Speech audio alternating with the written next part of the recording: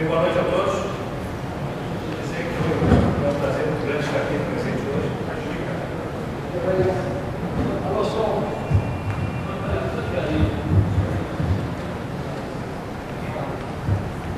Alô. Bem, boa noite a todos. Eu sei que é um prazer muito grande estar aqui hoje, atendendo o convite do nosso grande amigo, Dr. Orton, companheiro de tantos anos.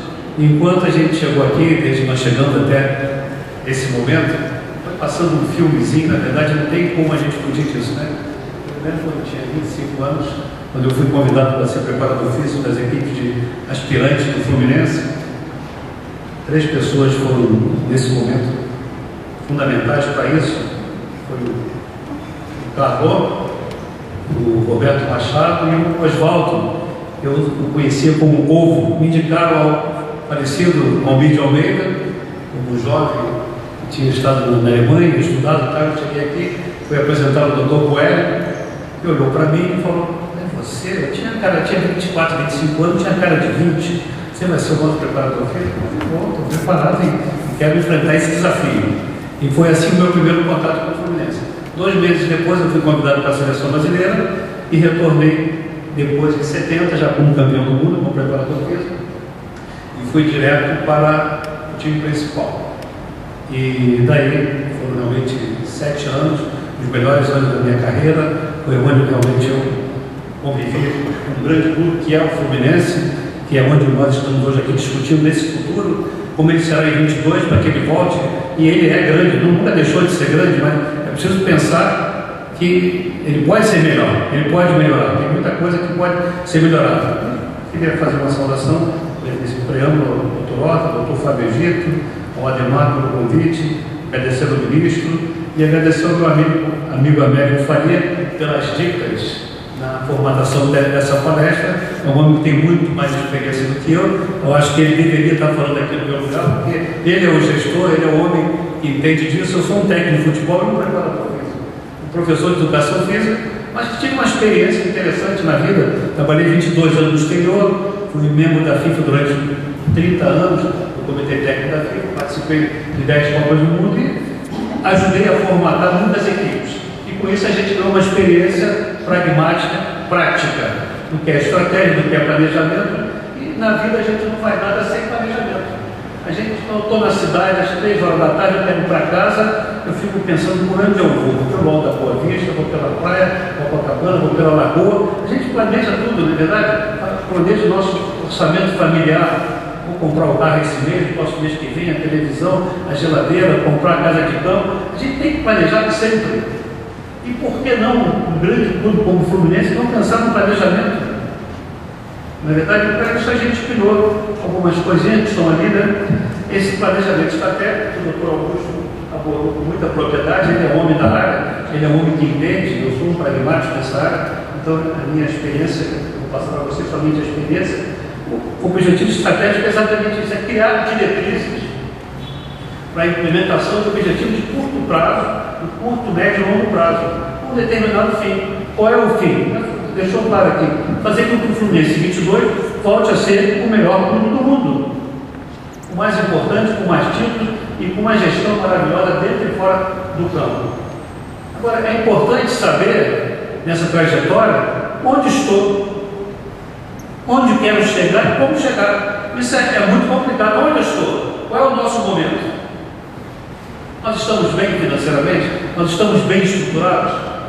Um clube, e não é só o Fluminense, o Flamengo e outros grandes clubes do futebol brasileiro, que deve 400 milhões de reais, é evidente que tem alguma coisa errada. Uma marca com esse potencial, uma marca com esse valor, não pode, uma gestão profissional transparente, coerente, dever 400 milhões de reais. Tem alguma coisa errada. Em algum momento nós nos perdemos. A mesma coisa acontece com o Flamengo e outros grandes clubes do futebol brasileiro. Isso aí, então, a gente tem que planejar, tem que ver como sair dessa. Eu não tenho a solução. Várias propostas, várias perspectivas foram colocadas aqui pelo Augusto e por todos que participaram, mas são coisas que têm que ser implementadas. Não adianta ficar no planejamento, no papel, na teoria. Tem que ser implementada. Como competir nesse mercado? Como crescer? Como sair dessa dívida? Então, esse fórum queria elogiar a todos que planejaram esse fórum. Ele, com certeza, nós vamos sair daqui com coisas muito boas, com deduções, é um brainstorm, são ideias que vão chegar, e elas vão chegar em volume, em grande escala, muitas serão aproveitadas, mas é importante que a gente termine isso aqui com uma ideia.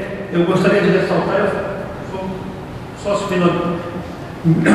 minoritário de uma firma chamada Boretec, que investe em saúde, que investe em qualidade de vida, e há 5 anos atrás me convidaram para um fórum interno.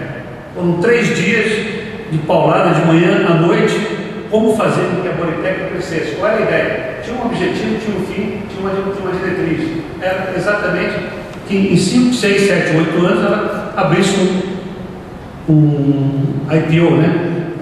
Abrir o mercado, abrir para a bolsa. E qual era a ideia? Aí chamaram especialistas da área de economia para falar sobre economia. Como era a economia, e veio do Armínio Fraga, do grupo dele, Gávea, e o cara principal lá falar sobre economia, como era a economia, previsão do plano, como é que investir, material, equipamentos. Trouxeram um cara da Itália especializado em equipamentos.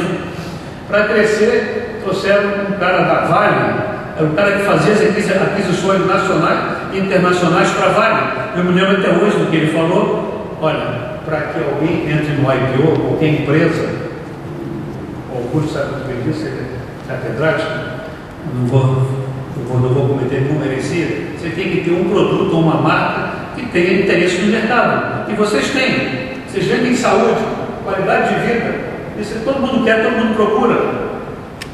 Vocês têm que ter gestão profissional. Naquela ocasião nós não tínhamos a gestão profissional perfeita. Dali para frente a gestão profissional foi perfeita, tudo certinho, tudo organizado. E vocês têm que ter capilaridade, ou seja, escala. Tem que crescer. Crescer para poder realmente o mercado assumir, fazer um IPO. Então são coisas importantes, planejamento. Eu fico muito feliz que depois de 5 anos veio o Banco Pactual, que é um dos maiores bancos, com eles, a sua equipe toda, e viram na Boretec musculatura suficiente para investir me parece 150 milhões de reais e ficarem com 30% da empresa, o que mostra que esse planejamento foi ótimo, foi perfeito. Então a ideia é essa. O que é que a gente quer ser? Essa visão do Fluminense grande. Como eu me vejo daqui a alguns anos. O doutor Augusto já falou ali perfeitamente, quero me ver daqui a 10 anos como o melhor produto do mundo. Essa tem que ser a visão. A visão de qualquer profissional. É transformar sonhos em realidade. Ouvindo uma palestra uma vez do professor Carlos Alberto Júlio, ele era presidente da Tecnisa, eu vendo tijolos. Eu transformo o tijolo em realidade, um sonho. É o sonho da casa própria. Então essa é a visão da Tecnisa, transformar tijolos em um sonho. E o sonho era a casa própria. Então nós temos que transformar isso aqui. O Fluminense tem que partir de todo mundo. É um combinado, é um conjunto de ideias, de fatores, no melhor clube do mundo daqui a 10 anos. E temos que trabalhar para isso. Temos que formatar um modelo que tem que ser cumprido, tem que ser realmente feito. Nós temos que ser competitivos no mercado. E a nossa missão, a nossa razão de ser os melhores clubes do mundo em gestão dentro e fora do campo. Um modelo a ser seguido: eficiência, qualidade e resultados. Tratar os torcedores como clientes. É o que o Manchester United faz. E ter valores. São aquelas coisas em que nós acreditamos. Nós acreditamos que isso possa ser feito. Nós temos valores. E para isso a gente tem que buscar a tradição, a história e a cultura. Quando a gente vai trabalhar no exterior, eu tive a oportunidade de treinar 5 seleções, 5 países diferentes, e eu nunca tive nenhum conflito, nenhum problema, porque eu procurei sempre conhecer a história, a tradição e a cultura daquele país. Fui trabalhar numa seleção de origem de hábitos muçulmanos, religião muçulmana, com hábitos e valores totalmente diferentes do nosso. Quem viveu lá, naquela ocasião, hoje está muito mais ocidentalizado, mas quando eu fui há quase 40 anos atrás era muito diferente. Então, comendo com a mão e tal, no chão, hábitos diferentes.